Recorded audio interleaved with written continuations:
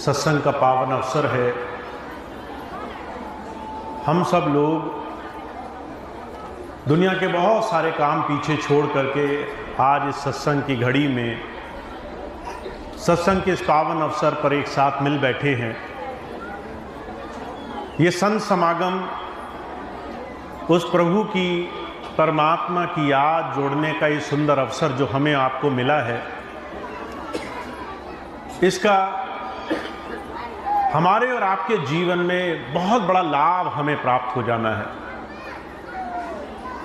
आप जो आज के दिन यहाँ पर आए हो और जो अपना समय पूरी एकाग्रता, पूरे मन से इस मनुष्य जीवन की सार्थकता को समझने में गुजार रहे हो, ये समय, ये क्षण हमारे जीवन में बहुत सार्थक क्षणों में गिना जाता है। महाराज जी कहा करते थे, हमारे जीवन के सबसे सुंदर क्षण वही हैं जो हमने इस मनुष्य जीवन की उपयोगिता, इस मनुष्य जीवन के सबसे सुंदर समय को समझने में, जानने में गुजार दिया है। वो भाग्यशाली हैं जिन्होंने अपने जीवन का अर्थ समझ लिया है। आज आप यहाँ आए हैं, गुरु की कृपा से आपको एक मौका मिला है कि अपने मनुष्य जीवन को जान सके। हम अपने जीवन में कितना भक्ति के मार्ग में लगे हैं। आप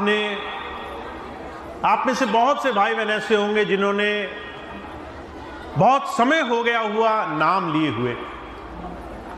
बहुत से भाई बहन ऐसे हैं जिन्होंने स्वामी जी से नाम लिया। बहुत से भाई बहन ऐसे हैं जिन्होंने हुजूर कृपाल सिंह जी महाराज से नाम लिया। और बहुत से भाई बहन आज नए आए होंगे।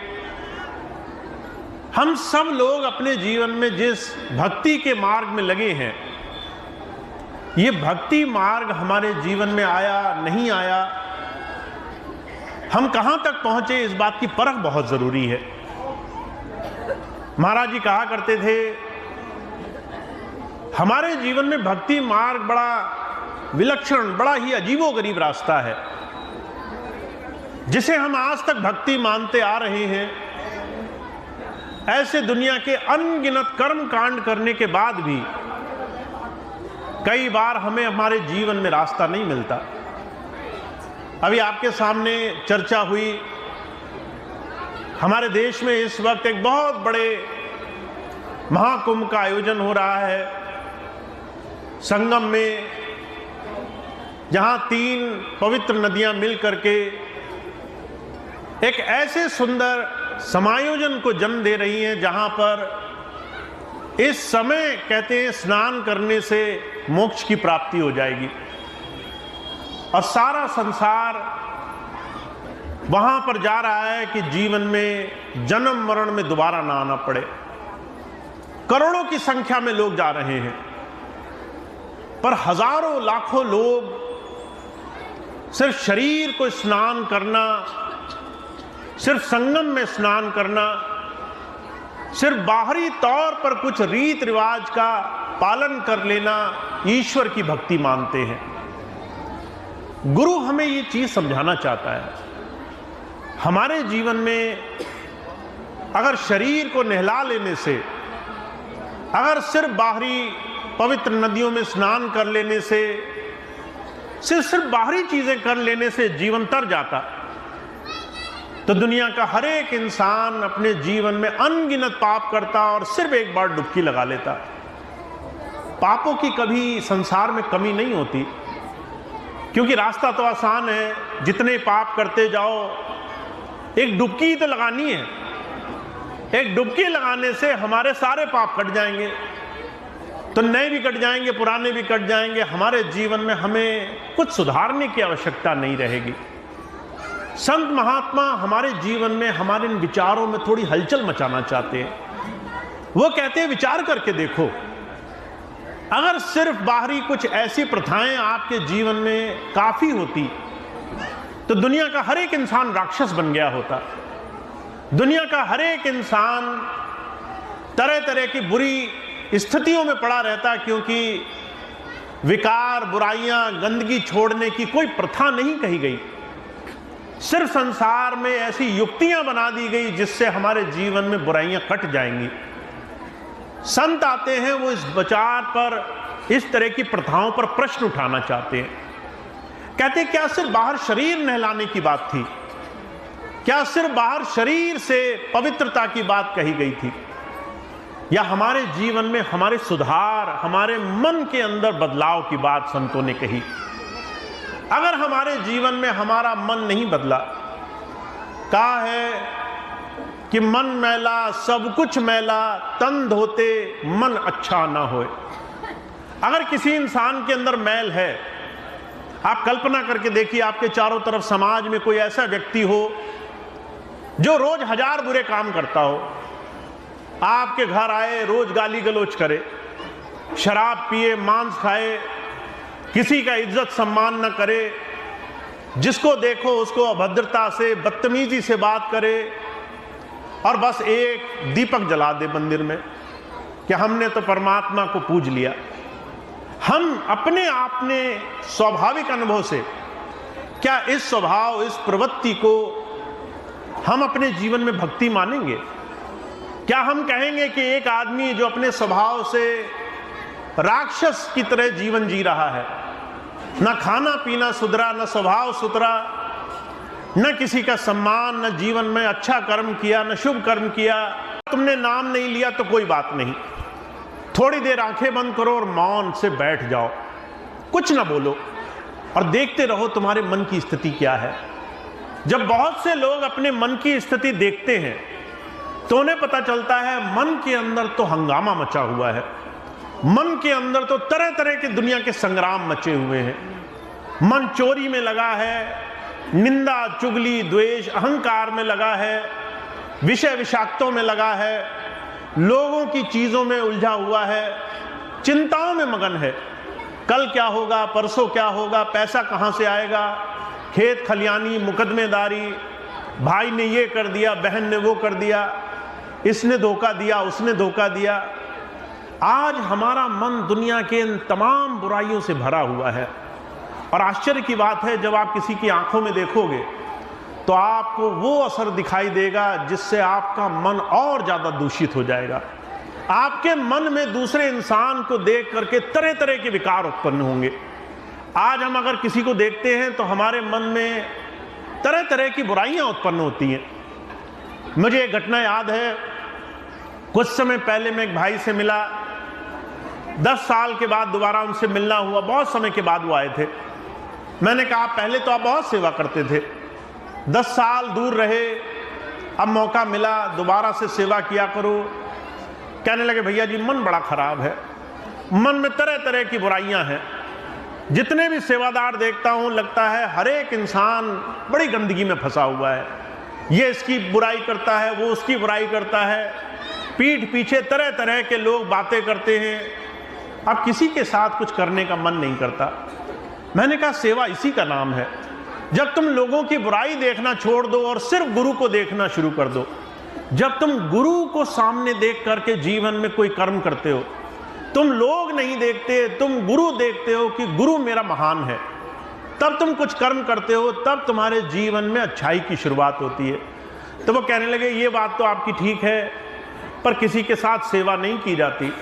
लोगों की पुरानी कही हुई बातें याद आती हैं, लोगों के पुराने कहे हुए कटाक्ष याद आते हैं, लोगों ने कितना बुरा करने की कोशिश करी, वो बातें मन से नहीं जाती। महाराज जी कहा करते थे ये साधारण बात नहीं है कि गुरु आपको भक्ति के रास्ते पर लगाने आया है। भक्ति के माध्यम से संत आपके मन की परख आपको कराना चाहते हैं। आप देखिए आपके मन में कितना दुनिया समाई हुई है। इसलिए हुजूर कहा करते थे हमारे जीवन में 5 ऐसे चोर हैं जिनसे संत हमें नित्य प्रतिदिन जीवन में सही दिशा में ले जाने के लिए प्रेरित करता है। सबसे पहली चीज काम। हमारे जीवन में जितना भी सब कुछ शुरू हुआ वो काम से शुरू हुआ। कहा काम काम हर कोई कहे, काम न जाने कोई, जेती मन की कामना, काम कहाए सोए। मन में कामनाएं उत्पन्न होने लगी, मन में इच्छाएं उत्पन्न होने लगी, भोगने की। मुझे घर भी चाहिए, मुझे खेती भी चाहिए, मुझे पैसा भी चाहिए, मुझे सम्मान भी चाहिए, दूसरे से ज्यादा चाहिए, क्योंकि इसी का नाम सुख हमने रख दिया है। हमारे पास ज्यादा होगा तो हम सुखी होंगे। अर्जुन कहा करते थे, अगर काम इच्छाएं पूरी नहीं होती तो उपेक्षा पैदा होती है, क्रोध पैदा होता है। काम न पूरे होने पर क्रोध पैदा होता है। अगर कोई काम बन जाए तो हमारे अंदर और लालच पैदा होता है, और मोह और दूसरी आसक्तियां पैदा होती हैं। तो कहते काम से क्रोध पैदा हुआ, काम से लोभ और अहंकार पैदा हुआ, और ये सारी चीजें मिल करके हमारे अंदर का आज का आचरण है। इसीलिए हुजूर कृपाल सिंह जी महाराज एक बात कहा करते थे, प्रभु भक्ति वो परमात्मा को पाना आसान है, इंसान का इंसान बनना बड़ा मुश्किल है। हमारे मन के अंदर, आचरण के अंदर प्रभु आ जाए, ये भक्ति है। तो आज अगर हम सही मायनों में गंगा स्नान करना चाहते हैं तो हमारे जीवन में सिर्फ एक संकल्प होना चाहिए, हम अपने जीवन में अपने मन की स्थिति कैसे बदलेंगे। हर रोज जब हम आंखें बंद करेंगे तो हमारा मन हमें दुनिया की तरफ ना ले जाए, हमें हमारे अंदर विरह पैदा करे, हमारे अंदर प्रेम पैदा करे। हम 2 घड़ी आंखें बंद करें और हमारे अंदर सिर्फ एक लगन हो कि हम अपने मालिक के दर्शन कैसे कर पाएंगे, हम उस प्रभु की याद में कैसे बैठेंगे। हमारे अंदर विरह पैदा होनी चाहिए। हुजूर कहा करते थे, सिर्फ ये एक ही परख है, आप घर जाओ, आंखें बंद करो, विरह पैदा हो रहा है या संसार की चीजों के भोग पैदा हो रहे हैं। ये एक सीधी साधी परख है। आप जिस दिन चाहो अपने आप को इस एक छोटी सी परख से आप परख सकते हो। और एक छोटी सी बात इसके बाद महाराज जी और कहा करते थे, अगर तुम्हें लगे कि तुम्हारे मन में चिंताएं हैं, तुम्हारे मन में संसार के भोग वृत्ति है, दुनिया की चीजें मन में भरी हुई हैं, तो तुम्हें चिंता करनी चाहिए, तुम्हें फौरन डर रखना चाहिए, तुम्हारे अंदर इस बात का भय होना चाहिए कि तुमने अपने जीवन में गुरु पाया पर गुरु से कुछ लिया नहीं, गुरु के पास आए पर झोली वहीं झाड़ करके गए, गुरु के सत्संग में आए पर सत्संग से पल्ला झाड़ करके वापस गए। हमें अपने जीवन में भय आ जाना चाहिए कि हमारा समय कम है, हम कैसे अपने जीवन में इस सही दिशा में चलेंगे। मुझे बड़ी सुंदर एक घटना याद है। महाराज जी अक्सर एक मिसाल फरमाया करते थे। एक बार एक गांव में एक संत महात्मा गए। जब वहां गए, सत्संग का कार्यक्रम रखा। जब सत्संग का कार्यक्रम रखा तो सत्संग में सबसे आगे जाकर के एक बच्चा बैठा। महाराज जी ने देखा इतनी सारी संगत पर सबसे शांति से बैठने वाला व्यक्ति वो छोटा सा बच्चा था। टकटकी लगाए अपने सामने संत जी को देखता जाता था। पूरा सत्संग उसने शांति से सुना। बाद में महापुरुष ने उससे पूछा, इतने बड़े बड़े लोग आए, सब लोग तरह तरह की बातों में मगन, तुम सामने बैठकर इतनी शांति से सत्संग कैसे सुनते रहे? वो कहने लगा, मेरे अंदर भय है, मुझे बड़ा डर है कि मेरा जीवन बहुत थोड़ा सा है और मेरा समय हाथ से निकल रहा है। जब उससे और पूछा महात्मा जी ने तो उसने और खुल करके बताया। कहने लगा, कल शाम में बैठा था, परिवार के सब जन बैठे थे, रात में सर्दी थी, सब ने आग जलाई, खूब सारे पेड़ के मोटे छोटे लकड़े ला करके आग में डाले गए। मैं गौर से देखता रहा। जब आग जल रही थी तो मैंने देखा जो सबसे पतली लकड़ियां थी वो जो है बहुत जल्दी धू धू करके जल गई, और जो मोटे लकड़े थे उनको आग पकड़ने में टाइम लगा, वो बहुत देर में जले। तो मेरे अंदर भय पड़ गया। वो छोटा सा नादान बच्चा कहता है, मुझे ये भय है जब विपत्ति आएगी, जब कष्ट आएगा, जब संकट आएगा तो ये बड़े लोग तो बच जाएंगे और मैं छोटा सा, मैं जो है बड़ी जल्दी कष्ट की चपेट में आ जाऊंगा, इसलिए मुझे सबसे ज़्यादा सत्संग की जरूरत है। स्वामी जी कहा करते थे, जब संत आते हैं हमें समय, अपने जीवन, अपने इस मोल को समझाना चाहते हैं। तुम्हें इस बात का भय होना चाहिए, अगर तुम्हारी आंखें तुम बंद करो और तुम्हारे मन में दुनिया का ख्याल आता है, तुम्हें अगर प्रभु छोड़कर प्रभुता याद आती है, तुम्हें अगर संसार को, सिर्फ संसार की चिंताओं का भोग रहता है, तो तुम्हारी चिंता होनी चाहिए। तुम्हें मन में भय होना चाहिए कि तुम ऐसा सुंदर जीवन लेकर आए हो और तुम्हारे अंदर एक एक दिन तुम्हारा घटता जा रहा है, तुम्हारा समय तुम्हारे हाथ से निकल रहा है। तुम्हें इस बात का जिस दिन बोध होगा, जब तुम्हें इस चीज का एहसास होगा कि तुम्हारा समय तुम्हारे हाथ से निकल रहा है, तभी तुम उस प्रभु की याद करोगे। जब तक तुम्हारे मन में दुनिया का आसरा है, तब तक तुम अपने गुरु के पास नहीं जा पाओगे। मुझे महाराज जी के जीवन की घटना याद है। महाराज जी अक्सर एक मिसाल फरमाया करते थे। महाराज जी के पास एक बार एक व्यक्ति गया, कहने लगा महाराज मुझे नाम दे दीजिए, मैंने बड़ा आपका नाम सुना है। अब वो बड़ा धनी बहुत संपन्न व्यक्ति था। महाराज जी कहने लगे अभी तुम बहुत सी चीज़ें लेकर आए हो, दोबारा आना, अकेले आना। अब महाराज जी की बात सुनी तो उसने चारों तरफ देखा, मैं तो अकेला ही आया हूँ, मैं किसको साथ लेकर आया हूँ। वो जो है थोड़े दिनों बाद दोबारा गया, महाराज जी से कहने लगा महाराज जी अब नाम दो। महाराज जी कहने लगे कुछ दिन बाद आना, अकेले आना। अब वो इंसान ऐसा था जो तरह तरह के ख्याल विचार, तरह तरह की बातें मन में ले करके गुरु जी के पास जाया करता था। कभी किसी ने कुछ कहा, कभी किसी ने कुछ कहा, तरह तरह के मन में भाव ले करके जब जो है कई बार चला गया तो उसने बाद में महाराज जी से पूछा, मैं तो अकेला आता हूँ, आप मुझे बार बार क्यों कहते हो बाद में आना, अकेले आना। महाराज जी कहने लगे तुम बाहर से तो अकेले आते हो पर मन में दुनिया को समा कर लाते हो, दुनिया की चीज़ें लेकर आते हो। संत तुम्हें समझाना चाहता है कि जब अंत समय आएगा तब तुम्हारे जीवन में दुनिया की कोई चीज़ तुम्हारा साथ नहीं देगी, दुनिया की कोई वस्तु, दुनिया का कोई आसरा तुम्हारा साथ नहीं देगा। इसीलिए तुम्हें अपने जीवन में अपने आप को गुरु की शरण में लगाने के लिए अपने अस्तित्व को पहचानना बड़ा ज़रूरी है। इसलिए हुजूर कहा करते थे सबसे आसान परख क्या है, आप घर जाओ, आंखें बंद करो और देखो मन के अंदर क्या होता है।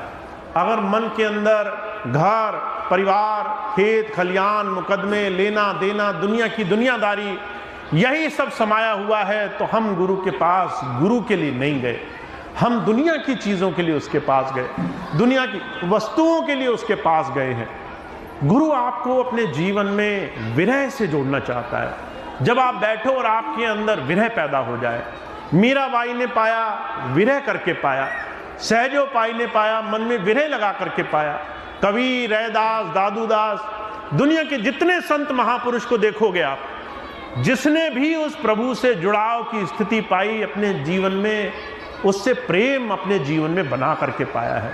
तो आप और हम बहुत भाग्यशाली हैं, जीवन में हम बहुत कुछ पाना चाहते हैं पर हमारे पाने की शुरुआत ही तब होगी जब हम अपने जीवन में गुरु के प्रेम से जुड़ना शुरू कर देंगे। गुरु के पास जुड़ने के लिए हमारे जीवन के विकार हमारा साथ छोड़ना छोड़ देंगे। तो जो कहा करते थे इसका एक आसान सा तरीका है, आपको संकल्प लेना होगा, बिना संकल्प कुछ नहीं होगा।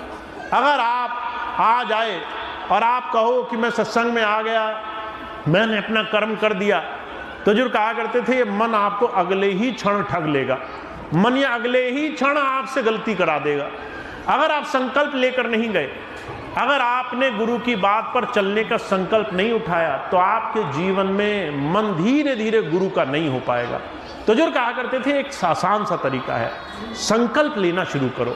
और आज का संकल्प क्या है, एक छोटा सा संकल्प लो कि मेरे पास सिर्फ एक ही दिन है, जो बीता हुआ दिन था वो जा चुका है, जो आने वाला दिन है वो अभी आया नहीं है, जो आज का दिन है और आज के दिन में जो बचा हुआ दिन है बस वो मेरे पास है। मैं उस बचे हुए दिन में क्या कर सकता हूँ, उस बचे हुए दिन में मैं कितनी देर गुरु जी का नाम ले सकता हूँ, कितनी देर उनकी याद मन में बसा सकता हूँ। और जो कहा करते थे जब आप गुरु की याद मन में बसाने लगोगे तो आपके लिए आपका एक एक क्षण सार्थक होने लग जाएगा। अभी कुछ दिन पहले मुझे एक माता जी मिली, कहने लगी भैया जी हम बैठ नहीं पाते इसलिए भजन करना छोड़ दिया हमने।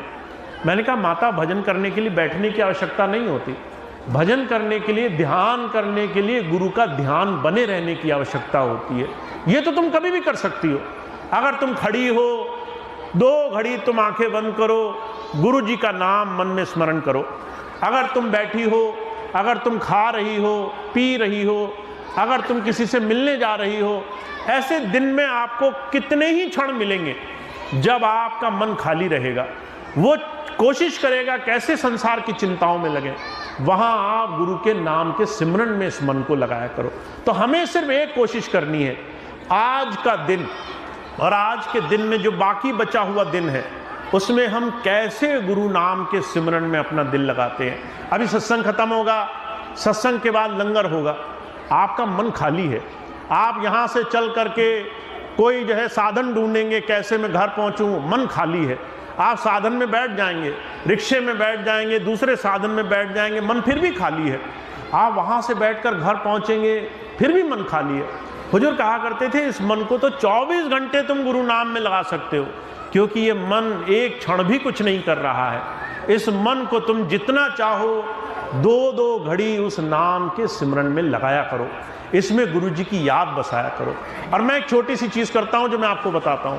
अगर आपको मौका मिले, जब भी आपको क्षण मिले, आप 2 घड़ी आंखें बंद करो और अपने मालिक का शुक्रिया अदा कर दो। उसी क्षण आप बैठे हो, आप किसी प्रेमी को देखो, उसी घड़ी आंखें बंद करो, हे गुरु शुक्र है ऐसे प्रेमी से मिलने का मौका मिला। आप जो है कहीं जा रहे हो, उसी घड़ी 2 आंखें बंद करो, हे प्रभु तेरा शुक्र है मुझे आज इतना सुंदर अवसर दिया, मैं इतना सुंदर सत्संग में जा पाया। आप जो है घर पहुंचो, प्रेमी भाई बहन मिले, अच्छे लोग मिले, वहीं 2 घड़ी शुक्राना अदा करो। हुजूर कहा करते थे ऐसे 2-2 घड़ी आप जोड़ते जाओ, ऐसे 2-2 क्षण उसकी याद में जोड़ते जाओ। जो ऐसे गुरु से प्रेम करते हैं उनके मन में विरह उपजने लग जाती है, उनको समय नहीं कटता है, वो इंतजार करते हैं कब दोबारा मौका मिलेगा। वो मन ही मन उस प्रभु के दर्शनों के लिए राह ताकते हैं। उनके मन में तरह तरह के ख्याल आते हैं कैसे हम अपने मालिक के दर्शन कर पाएं। हुजूर कहा करते थे ऐसे लोगों ने भक्ति करी है, ऐसे लोगों ने प्रभु नाम कमाया है। तो आप और हम बहुत भाग्यशाली हैं, जीवन में बहुत कुछ कमाने का अवसर मिला है, पर इसमें सभी लोग एक जैसे हैं ऐसा ज़रूरी नहीं। आप में से बहुत से लोग होंगे जो नाम ले चुके हैं पर अभी भजन सिमरन नहीं करते, कोशिश करते हैं कि कल पर टाल दें। बहुत से लोग ऐसे होंगे जो तरह तरह का बहाना बनाते हैं कि शरीर नहीं जवाब देता, शरीर स्वस्थ नहीं है, हमारा चलना फिरना मुश्किल है, परेशानी है और समस्याएं हैं, तरह तरह के बहाने बनाते हैं। आप में से बहुत से ऐसे होंगे जो कहेंगे कल कर लेंगे, आज तो बहुत काम पड़ा है। ऐसे आपके लिए मन तरह तरह के रास्ते बनाकर रखेगा, पर आप हमेशा उस पर हावी रहना। हमेशा आप मन में संकल्प रखना कि मैंने जो मन में ठान ली वो मैं करके रहूँगा। अगर मुझे गुरु की याद करनी है, नाम सिमरन करना है, गुरु जी के नाम में समय देना है, तो मैं बड़े प्रेम भाव से उसे दूंगा। तो आप जिस दिन ये संकल्प साधोगे उस दिन आपका जीवन सार्थक होने लग जाएगा। तो आपको सिर्फ एक काम करना है, मन को निर्मलता के रास्ते पर ले जाना है। मन में गुरु की याद रहे, गुरु के नाम का चिंतन रहे, संसार की चिंता ना रहे। तो ऐसा सुंदर मार्ग हमें आपको मिला है, आप इसका बहुत बहुत लाभ उठाओ, ऐसी मेरी प्रार्थना है स्वामी जी से। आपको बहुत बहुत गुरु प्रेम में लगने का अवसर दे, खूब सत्संग दे, खूब आपके जीवन में गुरु की याद बनी रहे, ऐसा आपको महान अवसर प्राप्त हो। इतनी बात कह के मैं अपनी बात समाप्त करता हूँ। अभी 1-2 बात